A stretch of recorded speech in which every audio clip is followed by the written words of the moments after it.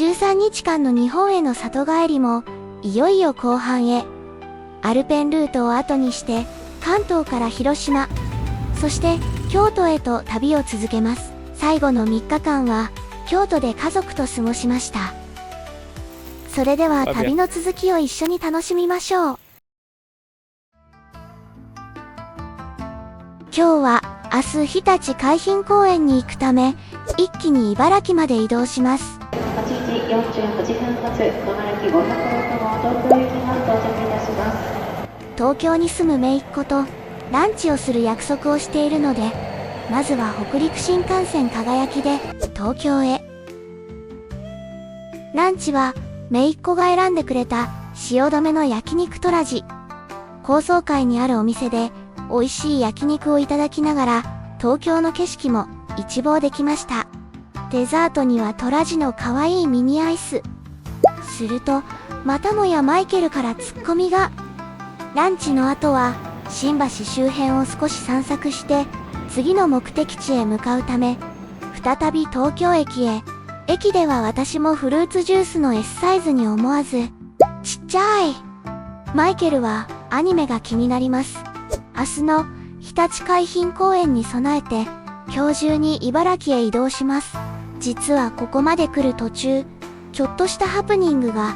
JR パスがないことに気づいて大慌て。でも姪っ子の絶対見つかるよの言葉通り改札に忘れていて駅員さんが預かってくれていました。無事ホテルに到着し、徒歩圏内で見つけた焼き鳥屋さんで遅めの夕食。地元の焼き鳥は想像以上の美味しさで、長い一日の終わりの生ビールも最高でした。それではまた明日。今日はまず日立海浜公園に行く予定です。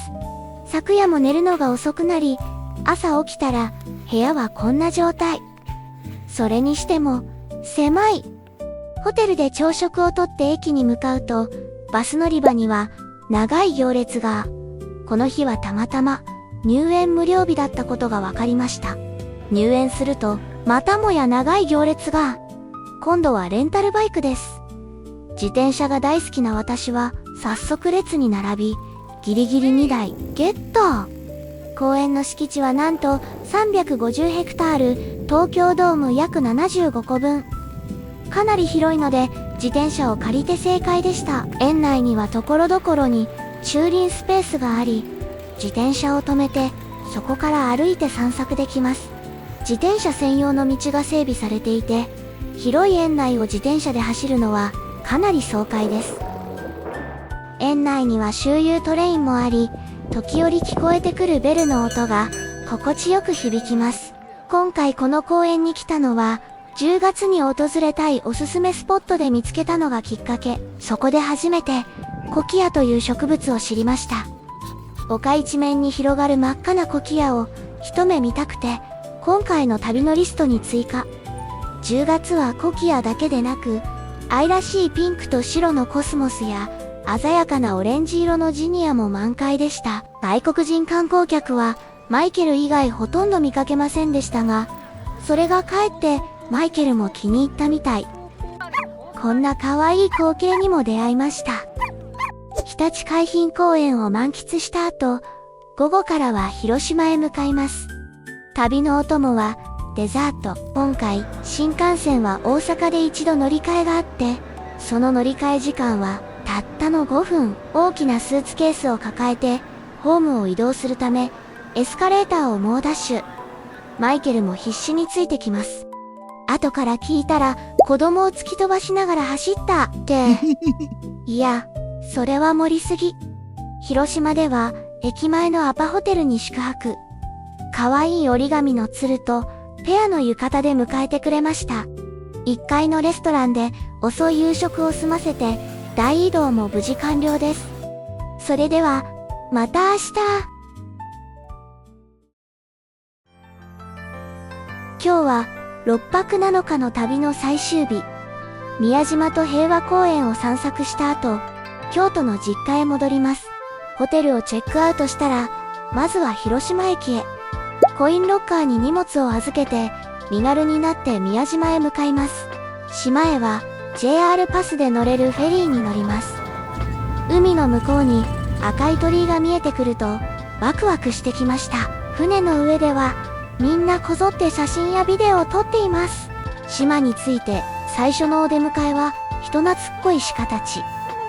マイケルは早速友達になっています。人力車を利用する人もいますが、私たちは徒歩で散策です。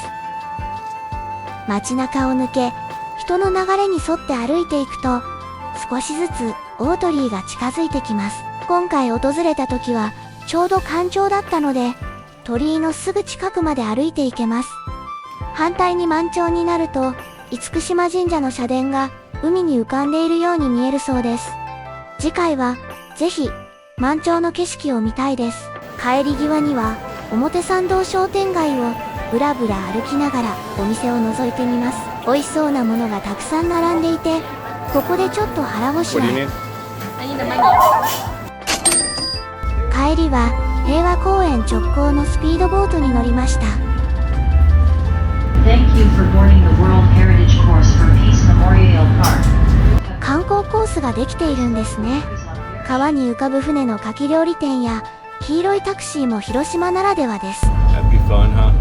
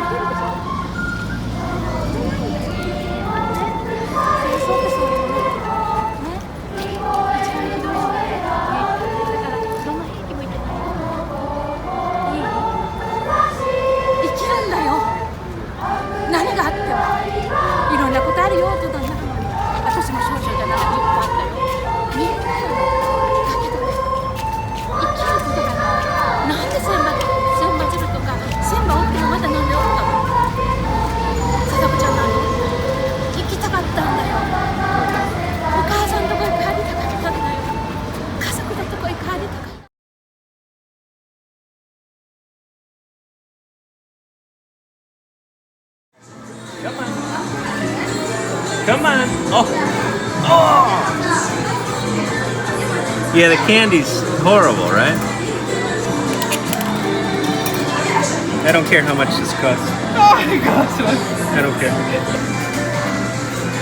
Oh my gosh, that's good scoop. That was a good scoop. Oh, you gotta be kidding me. You got cheated. Nothing? Are we done? Or one more? Whatever. たくさん遊んだ後は新幹線で京都へ戻ります。それではまた明日。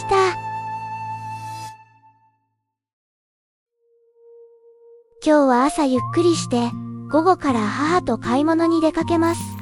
Love ya. 雨が降っているのでレインコートで念入りに準備。完全防備の母に比べて私はあっという間にフードが脱げました。夜は家でみんなで飲んで、すっかりいい気分。すき焼きでお腹いっぱいになったら、マイケルはカメラを持ち出して、家族写真をパチパチ。調子に乗って顔のアップまで撮ろうとするので、必死に顔を隠します。そして、何気なく置いてある新聞には、お姉が。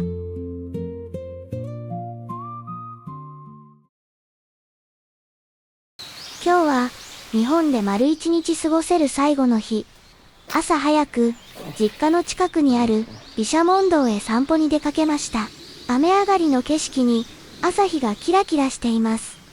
小鳥のさえずりもとても心地いい。マイケルは日本の苔がお気に入り、雨に濡れた鮮やかな緑は見事です。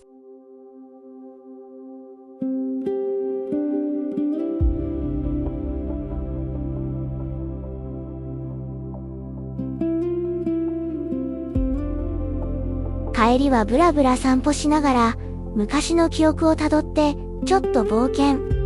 昔はこの裏道から抜けられたはずなんですが、なぜか道に迷ってしまい、結局引き返すことに。無事住宅街に戻り、静かな家並みを楽しみながら家へ帰ります。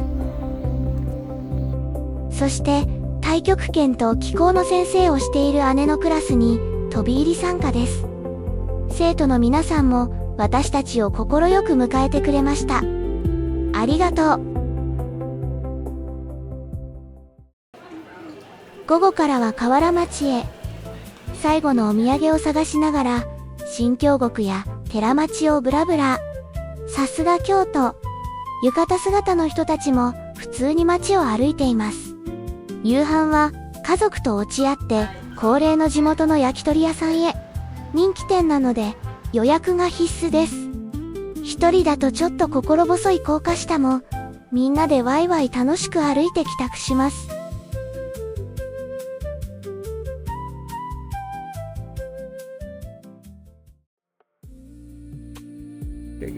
いよいよ最終日。